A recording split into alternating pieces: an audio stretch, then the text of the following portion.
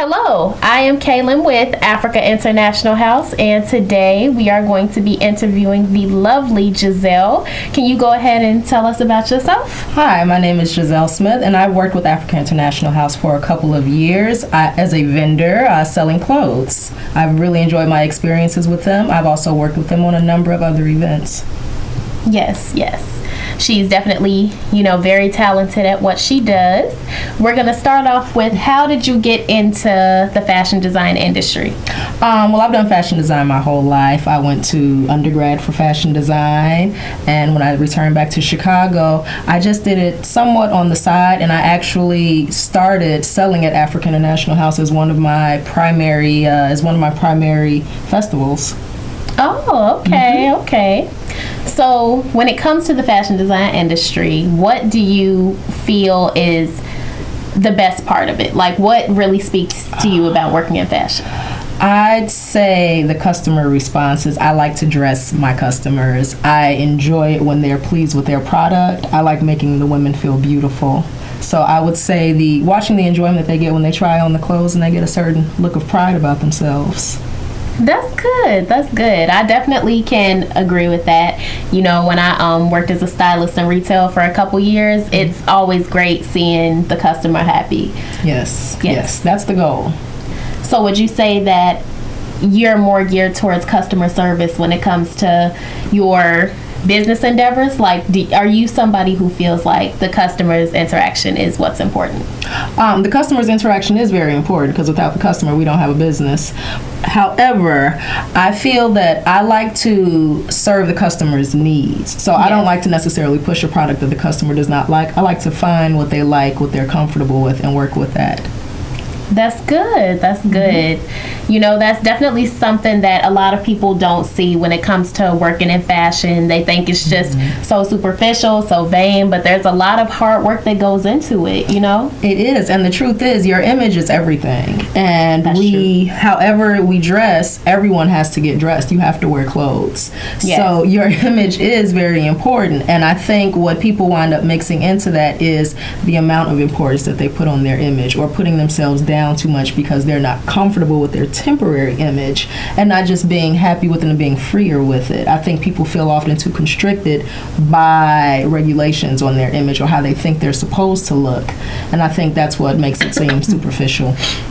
I agree. I definitely think that sometimes people get too caught up in what's trending, what's popular, how they're supposed to look, but that's not what it's about. You dress to express yourself. You don't dress to, follow a certain, idea. You're supposed to dress to make yourself happy, not Yes, and actually when I was in design school, that's one of the things that I noticed. Everyone dressed however they wanted to, and everybody loved everybody's look. Some kids could come up dressed like a bunny rabbit. Oh my God, what are you doing that for? That's so awesome. Because these are artists, and it's a form of expression. So it's very interesting. It's more so when people stay open-minded about how other people express themselves. That's what's important, really. Exactly. And it's so funny because today I was actually writing an article about why fashion should be considered an art form. Yes, many people don't consider it an art form, but unfortunately, that's something that we really have to push in the industry. Mm-hmm. We have a caller, and we're going to go ahead and let them talk. Hello. Hi, thank you for taking my call. So my question is this.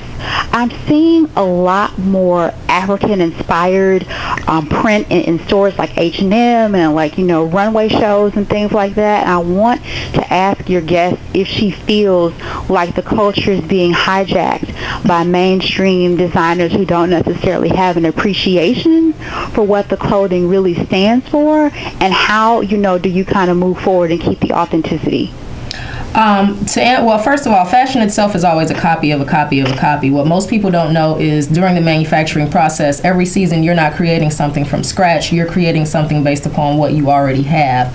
Now, the thing about the ethnicity, and I guess, so to speak, people tying into that aren't ethnic or brands or more European brands that are doing that, because I've seen the print in rainbow, even the dashiki print, and I think what it is that they're trying to supply the customers with what they are demanding. And the thing about it is our culture is changing. There are a lot more jobs now that are just focused on human relations and that celebrate culture and ethnicity. So the market is kind of sort of tailoring more so towards that, because it's more of an it's more accepting now to be ethnic and to celebrate your culture. And I don't think that's going to shift back. It's not going to trend back, because our politics are changing. So the way we view ourselves is changing. Before, having locks or natural hair, something wasn't considered professional, and it's changing now. So I think that's the thing. And I've noticed that black women, they embrace it so heavily because they've been thirsty for it. So you should expect to see every mainstream company following that, because they're trying to target that customer also, and they're noticing where the trend is going. In terms of them making money, well, the customer shops where they decide to shop. So it's more so, do you want to support those businesses, or do you want to support the African American businesses that sell that product? Yes, that's definitely something you have to consider. We have a second caller on the line, and we're going to go ahead and let them speak. You have a second caller on the line, and we're going to go ahead and let them speak.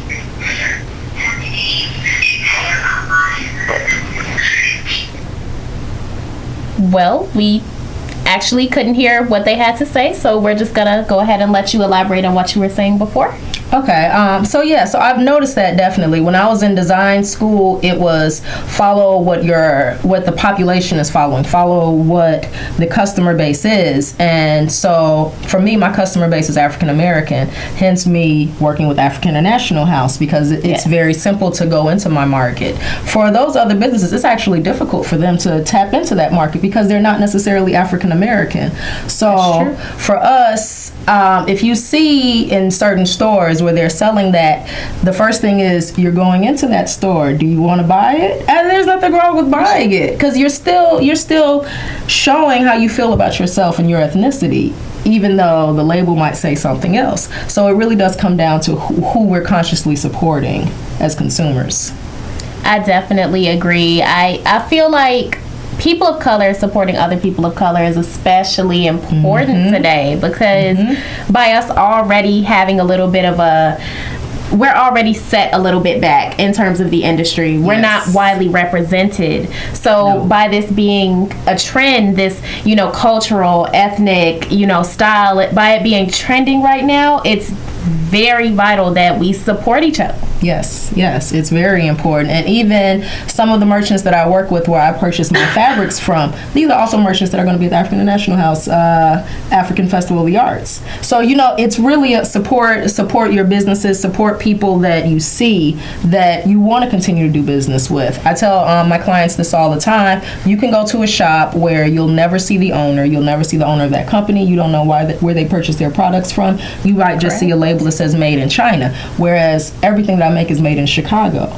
Everything is merchant. It's all for us. So it's important that we have to make, and it's hard for us to come out of that because we're so used to just spending money wherever it's convenient. We are even having to change our own habits consciously just to put forth that effort to support our local business establishments. I definitely agree. We have a caller on the line. We're going to go ahead and let you talk. Hello? Hi. Sylvia, you have a call? Hi. I wanted to ask what you need to do in order to get started in fashion design, like if that's something you're interested in. Like, how did your guest get her start, and how does she recommend other people who are interested in design kind of stick their big toe in the water? I'll start by saying stick your big toe in the water and see how it treats you. I always sewed. So for college, I went to the Fashion Institute. So they teach us how to start the business from the ground up if we have $20 or several thousands of dollars. So for me, I already knew how to create the product. For people that are not able to create the product, I'd say start by small classes. I started selling this more mainstream just by starting it as a hobby. It was years before it actually turned into something that I could actually distribute. But starting it as a hobby and figuring out out where you want to fit in. A lot of times people want to start, they want to be a designer, but they don't necessarily want to be a business owner. And there's two very distinctive things between being a fashion designer and being a business owner, or you can be a stylist. Yes. I would say put your feelers out there and see what you're good at and see what aspect of that market actually suits you. Don't, like, if you find that you're not good at sewing or that you can't get construction down, don't necessarily discount it. You might find someone else that can do it. So I'd say stay flexible and adaptable. That adaptability is crucial, so that you can at least, don't give it up, because a lot of times it takes time to find that niche where you're good at with fashion. So just put your feelers out there and put your big toe in the water and keep it in the water. That's so true. I definitely have to agree with you. And we have another caller. Okay. Wow, you're on fire. Go ahead. Hi, how are you? My question is about how you would grow your market. I mean, it sounds like, congratulations on being an entrepreneur in Chicago, one of the toughest cities to get any work done. Thank you. But how do you intend on growing your market beyond just, the black community? I mean, there's a great demand for all kinds of fashion, and fashion absolutely is an art form, but spreading that to all people in all walks of life and all ethnicities and everything is the way to really, get your foot, not just your big toe in the water, but to really take a swim and really get the business running. So what are your plans on building out that for your business? And I'll get off the phone and let you answer on the air. Thanks. Sure. Well, actually, yes, that's very true. My plans initially starting off, because I've been doing this for about a year, and so my plans for my business is to stay local for now. Next year I'm going to start traveling, for example, doing other shows nationwide, and that's the quickest way I can say to branch off into other markets is to do large trade shows, Magic, New York Fashion Week, just different events that are more so out there. For me, it's more feasible right now to stay in Chicago and to stay local and build my market. Next year, however, I will be going national. So that for me, and also working with individuals that are also already there.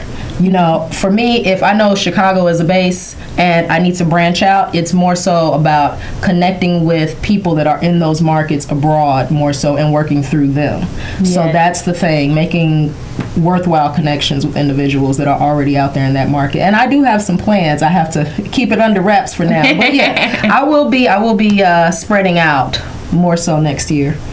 That's really impressive. And sorry. Go ahead. The traveling thing, and also to a lot of new businesses, it's very important that you do not push yourself too fast, too hard. Mm-hmm. And that's one of the things that I've noticed. I have to scale back. I have been invited by several other organizations to come out and travel, come out to Houston, come out to New York. I've been offered by other promoters, do you want to go to Paris? Do you want to do this? It's pretty much looking at your budget and seeing what you can do now, because a show can make or break you. Yes, so, ma'am. and it's understanding that and saying, okay, I'm not ready right now, but I will be ready next year. So it's being able to just go along with the pace that you're comfortable with. Don't overwhelm yourself, because it's tempting. I want to do a lot of these shows. I want to go nationwide now, but I need to focus. So that's one of the easiest things, just grounding yourself, being realistic about what you can do. Yes, I definitely agree. And again, another caller, you are on fire. Okay, all right. Go ahead.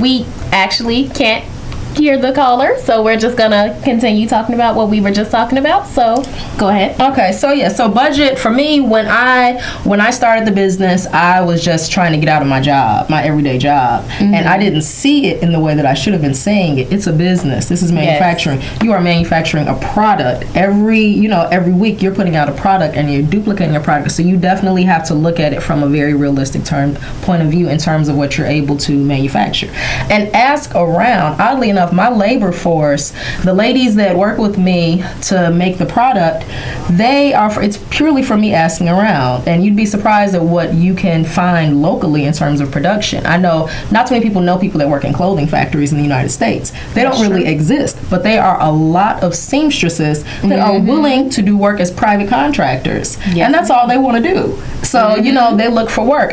Even some of the people that I work with that know that I work with these women, they ask me, can you give them some of my business? Can I give them some work? And they're more than willing. So I'd say feel around. The flexibility is essential. And also, one of the things I've learned also is you have to identify your customer first. Yes, you have to identify your target customer first, because that's what's going to determine your line, the way it looks, how you brand, like how you market it, how you merchandise it, everything. It's very important. So for me, it was doing the African festival. My customer is right there, and they love it. And once you go to those sort of events where your customer is there, you'll find that also the boutique owners are there. People that want to come out and look for these events, they are there. So I'd say definitely, and be aggressive with your merchandising. Stay on top of it all the time. The only reason why people are familiar with my brand more so is because I was putting it out all the time. And also collaborating with larger organizations. African National House has been awesome.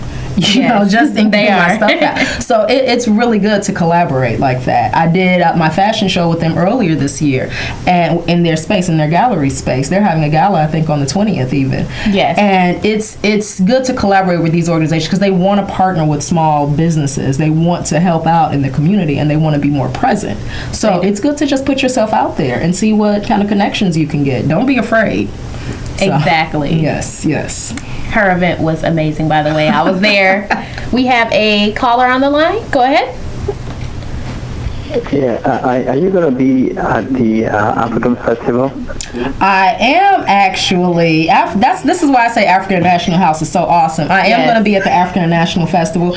Actually, I don't know if you were able to catch it. We had a slight taste of it last Monday where they did a small fashion show at Daily Plaza. But I will be at the African National House African Festival this year. I'm looking forward to it. We're going to be doing a couple of shows, I know. And we also might have a few photo opportunities, so I'm looking forward to it. It will be interesting, and they always have great music too. They have great music, great performers. Like it's the bomb. And I remember I used to go. Like when I was younger, I used to go. So it's interesting knowing. And what days are you going to be there? What are you going to be there for the whole 4 days? Yes, I will be there for the entire 4 days. So everybody should come out. I'd say come out and get yourself a weekend pass, actually, because there are going to be different events going on each day. But I will be there all 4 days. What are the days? Is it September 2nd through the 5th? Yes, I believe so. It's a good family event, too. Bring your blankets, set it out. Thank you. It's a good family event, and I used to go. And it's so funny that when I was a teenager, I used to go to the African Festival, and now I'm actually there as a business. Right. I would have never imagined that. It's funny where your life takes you. So, That's definitely true. Who would have ever thought that you would be actually in it? I know, right? I wouldn't have thought that years ago. And even just seeing how the African Festival has grown over time and the types of vendors that they have. And it's nice to even walk through. The vendors wind up being a little bit like family. You get to know people and you get to know other businesses. It's excellent also for business owners in terms of networking and getting to know what sort of businesses come. Businesses come from all over the United States to work at the African Festival. Just for that level of exposure, because there's that many people that are there. So it's awesome. It's always an awesome event. Yes. And just to piggyback on what you were saying earlier, a lot of people don't realize that it's a labor of love when it comes to, starting your business at first. God. Like, it's not going to be profitable at first. It's not going to just grow out of nowhere. You definitely have to start small, and going to events like these is something that can really help you. Like you said, it's different vendors, different people you can network with, partner with. You need to, like you said, stick your feet in the water. So it's a great opportunity for lots of different types of people. Yes, and when they find out that you're going to these events too, they want to help you out. Like, for example, these prints, these come from actual store owners that are in Chicago that vend also at the African Festival. So when they see you there, it's, oh, okay, great, hey, good to see you again here this year. You know, and they want to give you more business. So it's a lot of people helping each other with business, and it's a lot easier because these are the closest stores to me anyway. That's true. Yeah, that's true. Yeah, you might as well stay in your neighborhood. Yeah. Yep.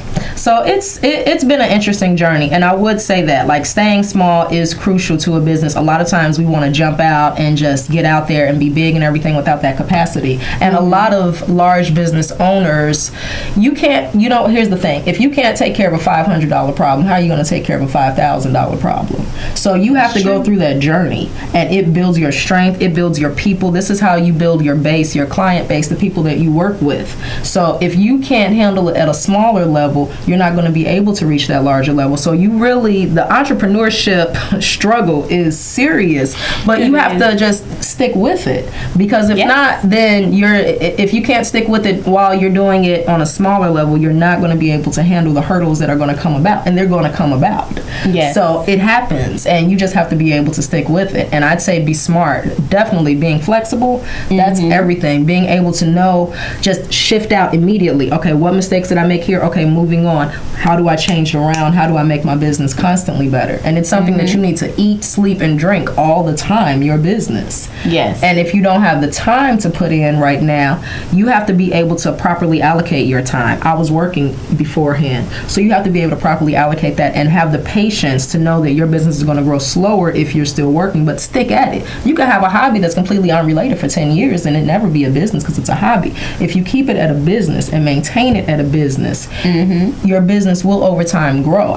This didn't just come out of nowhere. I started it just drafting, the first 9 months drafting patterns. Then after that, going to the shops, to the local shops, and buying fabric and things, and then moving from there. So this was years in the making, but you have to have the process, and you have to be able to see it as not just the end goal, but for the journey itself, because that's how you build your contacts while you're going along the way. You don't just start off at the top and then all of a sudden all these people jump on. You have to build your contacts as you go. So it's an interesting experience. It's a journey. It is. It's definitely, a interesting experience. It's a journey as an entrepreneur, but it's definitely worth it. Now, earlier you mentioned that there is a gala and there is a festival. We're going to show you guys this poster, this image, while I read the message for you.